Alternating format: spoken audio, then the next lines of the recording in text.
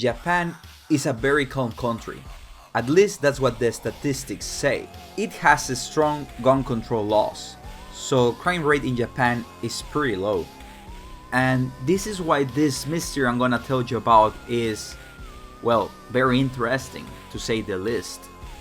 Because, Japan, it's not really a place where these kind of crimes, gun related crimes, they don't often occur there. Well, not that often, so when they do happen, it's pretty big news. So with that established, let's start talking about this unresolved case I found on r/unresolved mystery. By the way, this thread was made by user, let me check it out. The user's name is Male Vagina Farts. Okay, cool username. This video was already demonetized because it talks about, people dying, so cool username. Anyway, let's start with the unresolved mystery of Hachioji's market triple murder. Hachioji is located in the west of Tokyo, where approximately 560,000 people live safely and harmoniously. That's Hachioji's description in the Tokyo Olympics website. That's what I just read.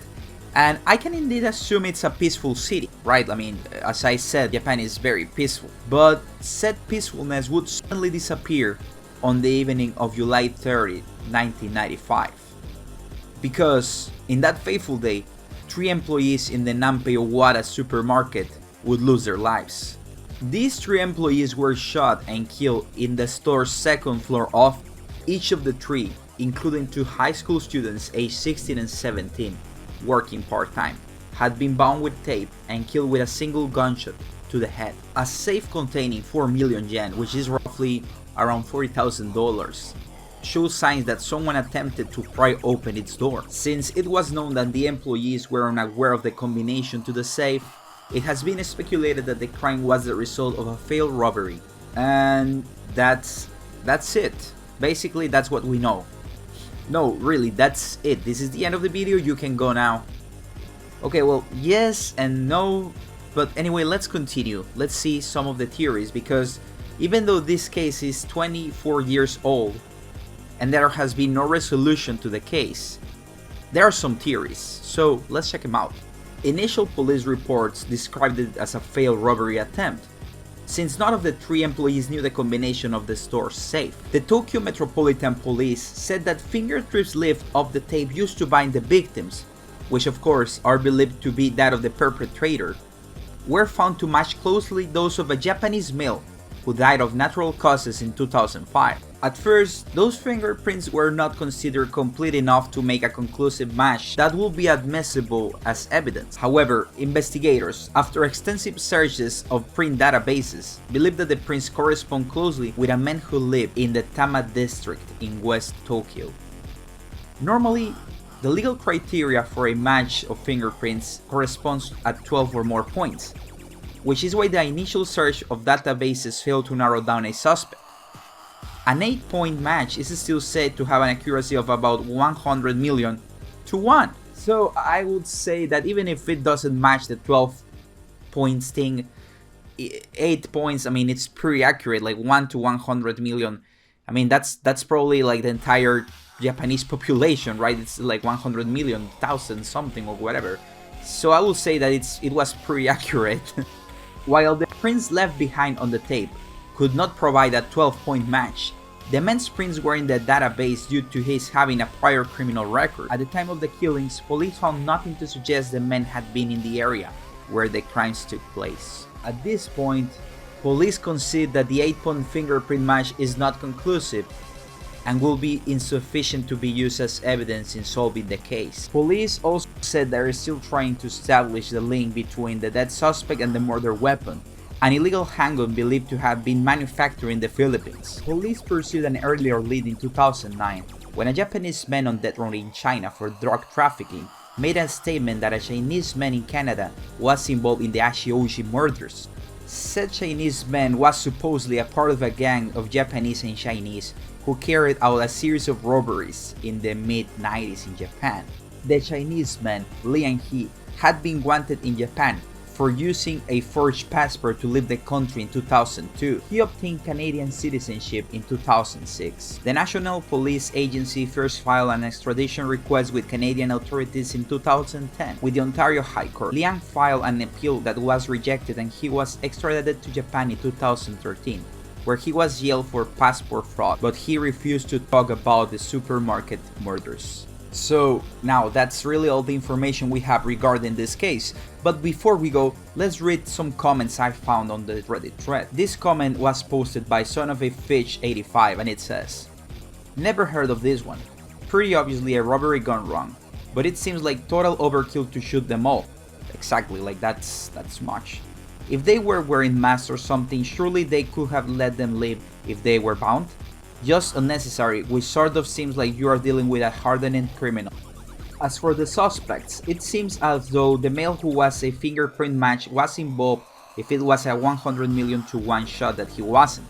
I guess the police fear he will get off on a technicality as the prints weren't 100%. It's very shoddy to leave prints anywhere at such an extreme crime scene. You will surely wear gloves if you had any sense. Either way, he was the only one with an actual physical evidence against him and he's dead. So if that guy or girl or whoever did it had a gun, they probably had some ties with the Yakuza, you know, the Japanese mafia. That's only my theory, that's what I think, right?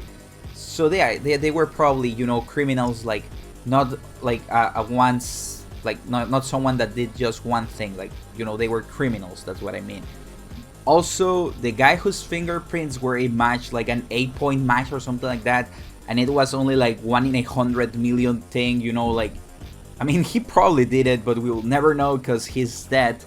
But, I mean, in cases like this, I mean, sure, like, you have to have more concrete evidence, but 1 in 100 million, seriously, like, that's probably like saying that only other 70 people in the entire world are a match, right? So I don't know, I mean, it's just, I totally understand, like, it's not like a concrete piece of evidence, but you know, like, I don't know. Let me know what you would think about this. Like, do you have what would you have done? Because this is like saying, I don't know, like, okay, like, this is not the culprit, but it's like a 99.999999999% chance that that person did it. But there is like this small margin of error. So I don't know, like, let me know what you think about this. And finally, about this other suspect, about Liang He. If he is innocent, why will he not talk about the Hachioji incident? Like, it's just common sense, like the saying says, like, you know, if you're innocent, you have nothing to hide. So the fact that he doesn't want to talk, it makes me think that he was probably somehow involved and he just doesn't want to talk or something like that. Who knows? That's just my other theory, that probably he also had something to do with it. Like, maybe he wasn't the killer, but he was probably there, or he knows something, I don't know. But yeah, that's what I think. So guys and girls listening to this is it. If you enjoyed the video, you know what to do. I would love to read your comments about this case, so you know what to do also. Like, leave your comments or theories or whatever in the comment box below. Also, I almost forgot, but I want to give a special thank you to Roleplayer on Instagram. Roleplayer, if you're watching this, hopefully you watch until the end, who knows.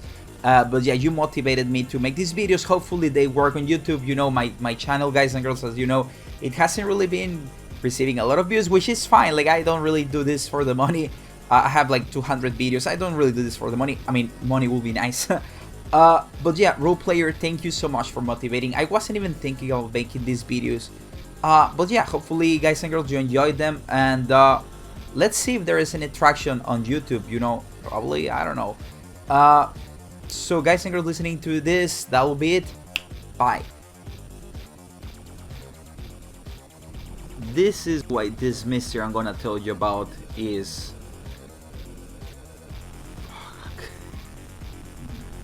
Because in that fateful day, the Tokyo Metropolitan Police said that fingerprints left off the tape used to bind the victims, believed to be that of the perpetrator.